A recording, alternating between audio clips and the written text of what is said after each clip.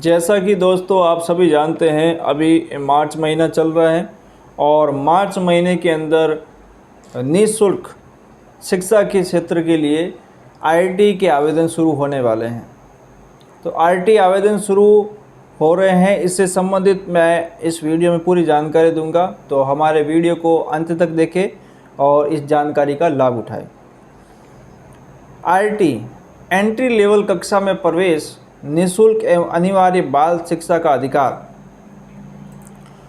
अधिनियम 2009 एवं राज्य नियमों के प्रावधानों की पालना में प्रत्येक निजी विद्यालय को अपने विद्यालय में संचालित समस्त पूर्व प्राथमिक कक्षाओं तथा कक्षा 1 में उस कक्षा में प्रविष्ट कुल विद्यार्थियों की संख्या के 25% की सीमा तक दुर्बल एवं असुविधाग्रस्त समूह के विद्यार्थियों को निःशुल्क पूर्व प्राथमिक शिक्षा एवं प्रारंभिक शिक्षा कक्षा 1 हेतु प्रवेश देना होगा। इसके लिए उन्हें निर्धारित टाइम फ्रेम के अनुसार कार्य पूर्ण करना होगा। प्रवेश के लिए पात्रता।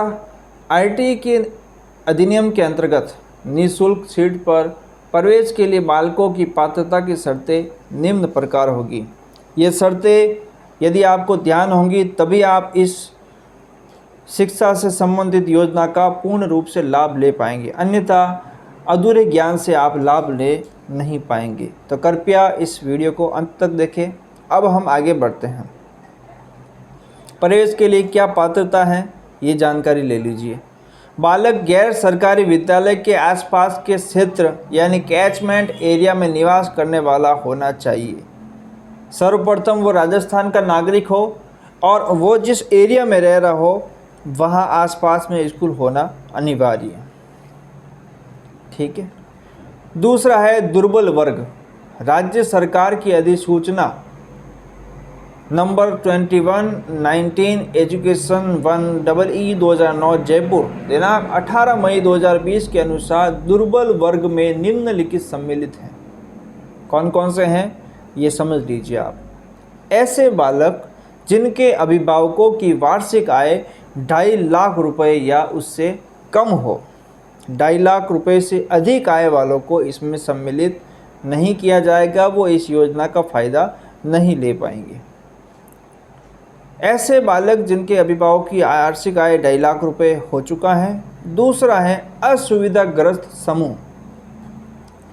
राज्य सरकार की अधिसूचना के अनुसार असुविधाग्रस्त समूह में निम्नलिखित सम्मिलित हैं। पहला है अनुसूचित जाति के बालक, SC कास्ट के बालक, अनुसूचित जनजाति के बालक, ST कास्ट के, शेड्यूल ट्राइब के बालक बालिकाएं, अनाथ बालक, HIV अथवा कैंसर से प्रभावित बालक अथवा HIV अथवा कैंसर से प्रभावित माता पिता संरक्षक के बालक, यानी जो माता पिता खुद HIV पॉजिटिव हो उनकी जो संतान होगी वो भी इसके अंदर प्रायोरिटी रखती हैं, या जो बच्चे जिनको गलती से HIV पॉजिटिव हो गया हो वो भी इसके लिए पात्रता रखते हैं। युद्ध विधवा के बालक, यानी हमारी इंडियन आर्मी के अंदर युद्ध में मारे गए सैनिकों की विधवाओं के बालक जो होंगे वो भी इसके लिए पात्रता रखते हैं।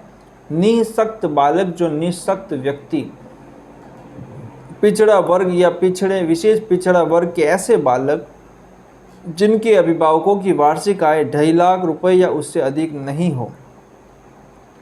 ऐसे बालक जिनके अभिभावक का नाम राज्य सरकार के ग्रामीण विकास विभाग, शहरी विकास विभाग द्वारा तैयार की गई BPL सूची, केंद्रीय सूची और राज्य सूची में सम्मिलित हो। यानी ऐसे माता पिता के जिनका नाम राजस्थान की BPL श्रेणी के अंतर्गत आता हो, उनके बच्चे भी इस योजना का लाभ ले सकते हैं। निःशुल्क प्रवेश हेतु निवास प्रमाण पत्र। बालक अभिभावक के निवास के संबंध में क्या क्या चाहिए वो भी देख लीजिए। निवास के संबंध में संबंधित तहसीलदार द्वारा जारी मूल निवास प्रमाण पत्र मान्य होगा। निवास के संबंध में बालक अभिभावक के अन्य वैधानिक दस्तावेजों के रूप में राशन कार्ड, आधार कार्ड, मतदाता पहचान पत्र, ड्राइविंग लाइसेंस, बिजली का बिल, जो कि 6 माह पुराना नहीं होना चाहिए। पानी का बिल जो कि 6 माह पुराना नहीं होना चाहिए भी मान्य होंगे। निवास के प्रमाण के रूप में इनमें से जो भी दस्तावेज दिया जा रहा है उसमें ग्राम या वार्ड का स्पष्ट उल्लेख होना आवश्यक है, क्योंकि जो स्कूल की लोकेशन होगी वो आपके वार्ड वाइज काउंट होगी और आपके परिक्षेत्र के अंदर जो स्कूल होगी उसी के अंदर आपको आपका उसमें एडमिशन होने की संभावना ज़्यादा रहेगी। ठीक है। ग्राम वार्ड का स्पष्ट उल्लेख नहीं होने अथवा परिसीमन के कारण वार्ड परिवर्तन होने की स्थिति में संबंधित सरपंच, वार्ड पंच, पार्षद, BLO तथा किसी राजपत्रित अधिकारी से प्रमाणित अतिरिक्त दस्तावेज भी देना अनिवार्य होगा।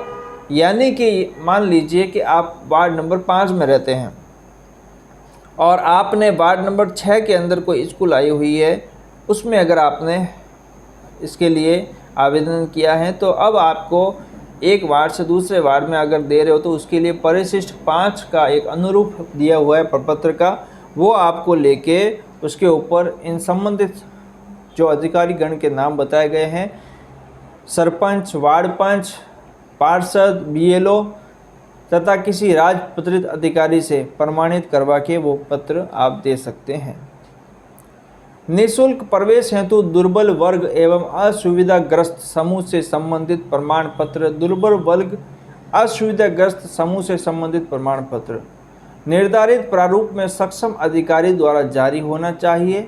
HIV या कैंसर से पीड़ित बालक अभिभावक के संबंध में किसी रजिस्टर्ड डायग्नोस्टिक्स केंद्र द्वारा दी गई रिपोर्ट मान्य होगी। निःशुल्क प्रवेश हेतु आयु के सबूत के लिए दस्तावेज। प्रवेश के लिए आयु के सबूत के लिए जन्म और मृत्यु रजिस्ट्रीकरण अधिनियम 1969 के अधीन बनाए गए नियमों के अधीन जारी किया गया जन्म प्रमाण पत्र मान्य होगा। ये प्रमाण पत्र न उपलब्ध होने की स्थिति में अस्पताल, सहायक नर्स और दाई, ANM, रजिस्टर अभिलेख, आंगनवाड़ी अभिलेख और आधार कार्ड उक्त में से कोई भी एक दस्तावेज निःशुल्क प्रवेश हेतु आयु के सबूत के लिए मान्य होगा तथा दस्तावेज पर अंकित बालक की जन्म तिथि को ही अंतिम माना जाएगा। परंतु प्रवेश के उपरांत भौतिक सत्यापन से पूर्व बालक का जन्म प्रमाण पत्र बनवाकर विद्यालय में उपलब्ध करवाया जाना आवश्यक होगा। प्रवेश उपरांत जन्म तिथि में किसी भी प्रकार का संशोधन स्वीकार नहीं किया जाएगा। तो मैंने आपको बड़ी बड़ी जो हेडलाइंस थी वो पढ़ के बता दी हैं। उम्मीद करता हूँ कि आपको मेरे द्वारा दी हुई जानकारी अच्छी लगी होगी और इस जानकारी की वजह से आप RT के अंदर आवेदन करने का पूरा लाभ लेंगे और हमारी राज्य सरकार और केंद्र सरकार की आने वाली और भी जानकारियाँ हम आपको इसी तरह देते रहेंगे।